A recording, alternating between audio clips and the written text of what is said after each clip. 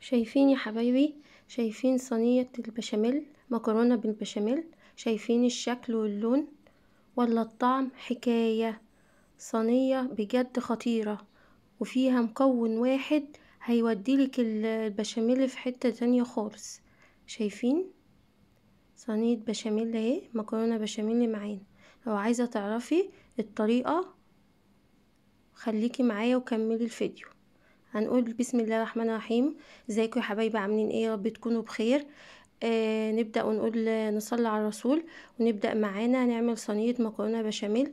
زي ما انتوا شايفين المكونات معايا ايه. معايا كيلو مكرونة انا سلقاه، ومعايا نص كيلو لحمة مفرومة، معايا دقيق، ومعايا ده وش اللبن قشطة، ومعايا بصلة مفرومة، ومعايا سمنة، ومعايا قرنين فلفل كده، ومعايا حوالي كيلو لبن، ومعايا مرق الدجاج. طبعا المكرونة هنا مسلوقة، فهنبدأ بعد كده نعمل ايه؟ نعصج اللحمة اهو. هنعصج مع بعض اللحمة دلوقتي.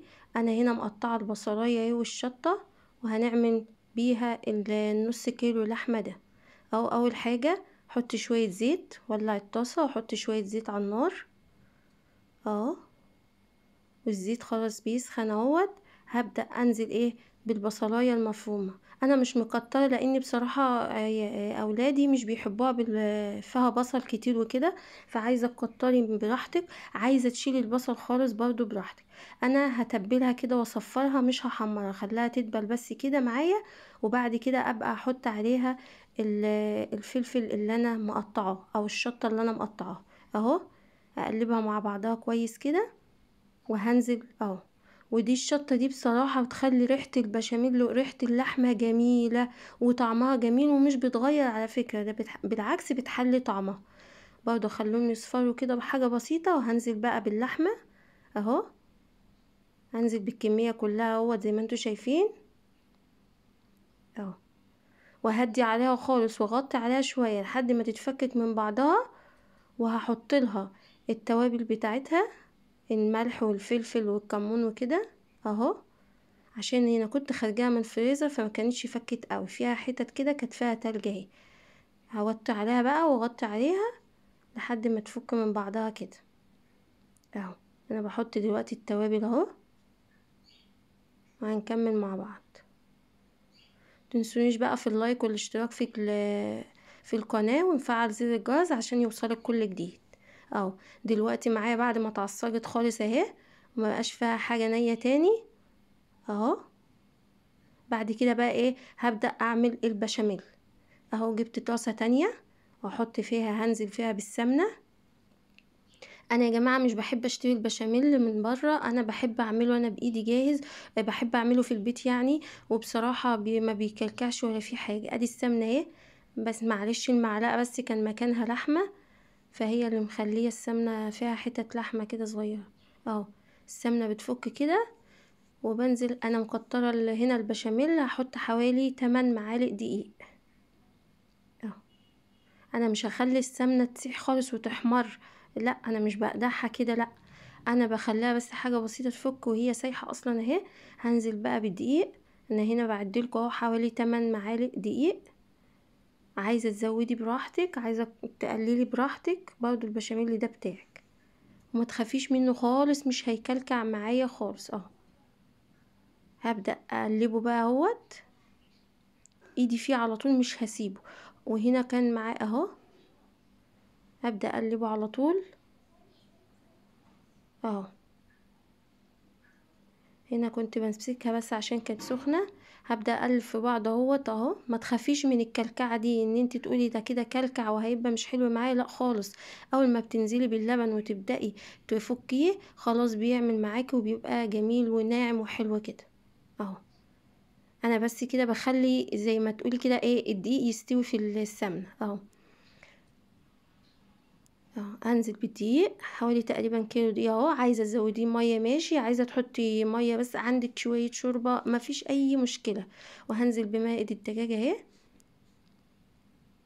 وهبدا بقى ايه؟ افككه بالراحه أو بالراحه كده وايه، وابدا معايا افككه على طول، وما سيبوش يعني ما سيبوش على النار كده واسكت، لا هتنيني ايدي فيه على طول اهو. طول ما انتي بتنيجي تقلبي كده مش هيكلكع خالص معاكي، وما تخافيش اهو. بعد ما فككته خالص احط بقى ايه شوية توابل ملح اهو، وهبدأ تاني ايدي فيه لحد ما يتقل القوام اللي انا عايزاه اهو. انا مش بحبه سايل قوي، انا بحبه ماسك نفسه كده كويس ماشي. اهو كل ما بتسيبيه على النار اكتر كل ما بيتقل معاكي. هنا تقل معايا اهوت، وما فيهوش كلكعه يا جماعه ولا في اي حاجه اهو، زي ما انتوا شايفين اهو. مش مكلكع خالص، بالعكس ديت فقاعات كده وانا بقلب بالمعلقه بتطلع معايا. انا معايا بقى هنا صينيه هي كبيره، انا بحبهاش تخينه قوي، انا مش بحبش المكرونه تكون عاليه، فبحط في الصينيه دي، فهحط نص المكرونه في ارضيه الصينيه، وهنزل عليها بالبشاميل، واقلب البشاميل كده في النص اللي تحت ده اهو. كده انا بقسم المكرونه اهوت، هي المكرونه انا عاملاها كيلو اهو. هنزل بقى بنص البشاميل كده وهقلبه كويس اهو. هقلبه بقى كويس قوي في المكرونه كده، وافرده في ارضيه الصينيه اهو. كده فردته خالص في ارضيه الصينيه اهو زي ما انتوا شايفين. ببدأ بقى بعد كده ايه، والبشاميل اللي فيه وكل حاجه، هبدأ بقى انزل بالنص كيلو لحمه المفرومه، وهوزعها كويس. وانا عايزه اوجه شكر يا جماعه لاخواتنا اللي هم في السعوديه وفي العراق وفي الجزائر، وكل الناس اللي بتشوفني دي عشان ما ننساش حد بجد. شكرا ليكم على دعمكم، وما ننساش ندعي لاخواننا الفلسطينيين ربنا ينصرهم ويثبتهم ان شاء الله اهو. كده اهوت بفرد اللحمه كلها اهو في الصينيه، فردتها كلها في الصينيه اهي. هبدا بقى اعمل ايه، بنزل من نص المكرونه التاني عادي زي ما هو اهوت، مش مقلباه بالبشاميل، ده المكرونه اللي هي ما قلبتهاش اهو. احطها على الجزء اللي فوق، واوزعها بقى كده خالص كلها، بحيث ان انا ما اخليش حاجه في اللحمه باينه اهو. وزعتها كلها اهيت. كده الصينيه خلصت معايا. هحط بقى فوق ايه البشاميل اللي فاضل، هوزعه برضو كله كده زي ما انتوا شايفين اهو. هحطه كله واوزعه بعد كده بالمعلقه معايا اهو. انا بحبه يا جماعه التقل ده، انت عايزه تخففيه شويه مفيش مشكله اهو. كده انا وزعت كل البشاميل على الصينيه خالص اهو. كده انا كان معايا بقى في الاول لما قلت لكم معايا وش اللبن اللي هي القشطه. انا ما بحبش احط بيض يا جماعه، اللي بيحب يحط بيض براحته. انا يا اما بحط وش القشطه كده، يا اما بحط جبنه موزاريلا، انما البيض بحسه بصراحه بيدوله زفاره كده فمش بحبه. فانا كده اهوت نزلت بالوش اللبن اللي هي القشطه اهيت، اوزعها كلها برضه اهوت. وزعتها. طبعا انا هنا مجهزه الفرن، هدخلها بقى الفرن وارجع لكم تاني اهو. كده بقى الصينيه معانا هي اكتملت بعد ما استوت خالص ووشها احمر من كل النواحي. طبعا هي سخنه مولعه، هي الدخان بيطلع منها، فطبيعي اما اجي اشيلها كده هتتفكك معايا. انما اهو شايفين الدخان بيطلع منها ازاي. انما لو انت عايزاها سليمه سيبها تبرد خالص وهتطلع حتت معاكي. شايفين اللون اهو، بوريك البشاميل واللون والمكرونه وكل حاجه مع بعضها اهو زي ما انتوا شايفين كده اهو. متنسوش بقى تحطوا اللايك والاشتراك. مع السلامه.